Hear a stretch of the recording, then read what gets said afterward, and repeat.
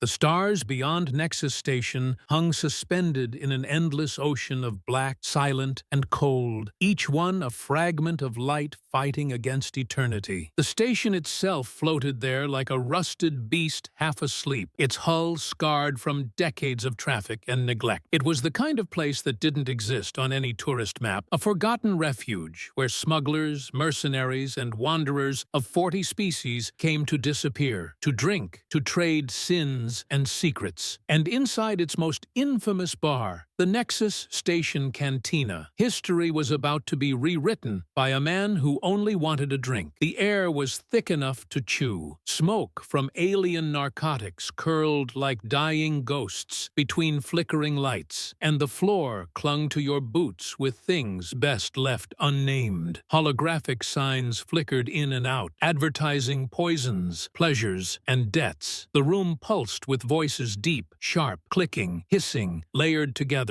into the sound of pure chaos. When the door opened and a human stepped inside, no one noticed. Not yet. Cain Murphy looked like every other hauler who had ever passed through this part of the rim, weathered, tired, dressed in simple flight clothes, faded by years of work and light years of travel. His hair was a shade between brown and gray, his hands calloused, his expression unreadable. But his eyes, cold and steady, carried the kind of silence that only comes from surviving too much for too long. He moved through the haze without hurry, each step measured, as though the gravity here was heavier for him than for anyone else. The bartender, an old Vortak with 4 arms and 1 mechanical eye, watched him approach with the mild curiosity of someone who'd seen everything. "You lost, human?" he asked, voice low and gravelly. "Just thirsty," Cain said, setting a few dull credits on the counter. The Vortak grunted and poured something amber and suspicious into a glass. Cain raised it, studied it against the light, and drank. It burned like truth. For a while, he sat quietly. The conversations continued around him, smuggled weapon prices, bounty rumors, political gossip whispered between species that would never admit to being allies. Cain listened without seeming to, eyes distant but alert. He wasn't part of the noise, but he absorbed it the way a storm absorbs wind. Then came the laughter. It started at a corner table where a group of Zephyrian smugglers sat, gleaming under the dim light, their crystalline bodies shifting with bioluminescent patterns that reflected mood and cruelty. One of them leaned back, eyes glinting like glass shards. "Look at it," he said to his companions, loud enough for half the bar to hear. "The primitive ape,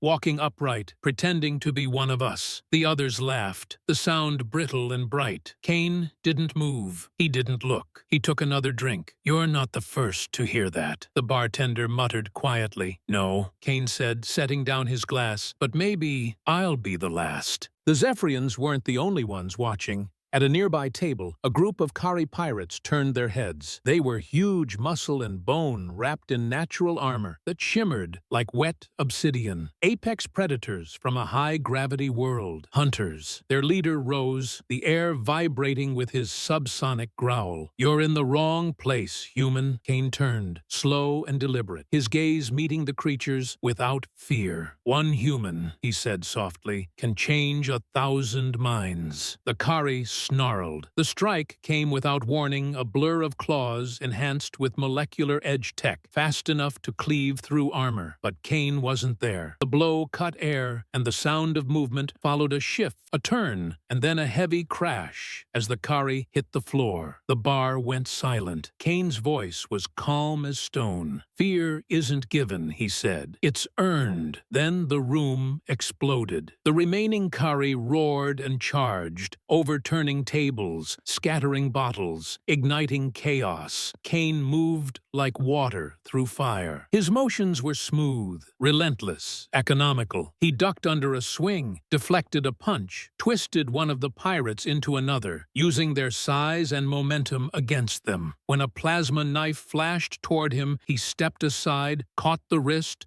and redirected the blade in one precise motion. Flesh met light. A scream followed. A Zephyrian tried to stab him from behind, and Cain broke the bottle in his hand, slashing across glowing skin before the alien even realized he'd moved. Sparks from broken lights danced across the haze as the cantina became a storm of violence. The bartender stayed low behind the counter, muttering, "When Cain fights, worlds listen." Someone shouted for security. Others ran, but many stayed watching, unable to look away. Cain fought without rage, without cruelty, just clarity. Each movement was a decision, each strike a message. Adaptability over strength, intelligence over instinct, will over fear. He kicked a fallen chair into the path of a charging Vorthack with 6 arms, then ducked under a swinging weapon and disarmed another attacker using nothing but leverage and physics. He grabbed a spilled bottle of volatile chemical, combined it with another, and threw it. The mix ignited in midair, blinding a berserker whose species was supposedly immune to toxins. The bar filled with roars, smoke, and the sound of breaking bones. And through it all, Cain didn't falter. His heartbeat never changed. His expression never shifted. The air seemed to bend around him. By the time the first wave fell, the floor was littered with bodies. But there were always more. Nexus security finally stormed in 6 mercenaries in reinforced armor, energy rifles at the ready, confident they could end what looked like a drunken brawl. Cain glanced at them once. Then the lights flickered. He reached behind the bar, ripped a cable free, and in one motion created a magnetic feedback that fried their targeting sensors. The mercs fired blindly. Cain was already gone, using the nearest droid as cover. A second later, the droid's weapon pivoted and turned on its handlers. Explosions of blue light lit the smoky air. Dr. Yuthere, an ethereal xenobiologist who had been observing from a booth, whispered into his recorder, "This isn't combat. This is evolution." When it finally ended, the cantina was unrecognizable. Smoke drifted from shattered consoles, neon lights flickered weakly through the haze, and 30 beings from a dozen worlds lay scattered across the floor. Some groaned, some didn't move at all. Ban stood among them, chest rising and falling slowly. He looked less like a victor than a survivor who'd simply refused to lose. He stepped over debris, helped one of the wounded Zephyrians to its feet, and said quietly, "Pain fades. Fear lasts." The bartender, cleaning his hands with what was left of a rag, said, "What in the void are you, Murphy?" "Human," Cain said. "Just human." Word of the fight spread faster than any ship. Within days, every data feed, every black market channel carried the footage. Armies analyzed it. Crime lords studied it. Scholars debated it. For the first time in centuries, the galaxy looked at Earth and realized it had never really understood what it feared. Cain wasn't enhanced, wasn't trained, wasn't special. He was a cargo hauler, a man who'd survived on the edges of known space by being smarter, faster, and too damn stubborn to die. "They call us primitive," he told the investigators later. "But survival, that's our oldest technology." Captain Sarah Chun, who led the peacekeeping inquiry, summarized it best in her report. "Humans don't back down. We adapt. We endure. We overcome." Admiral Vexthal of the Zephyrian Empire later added his own commentary to the official record. "True power reveals itself not through domination, but through defiance, when instinct and will become one." Nexus Station. Cantina was rebuilt months later, walls reinforced, lights repaired, but it was never the same.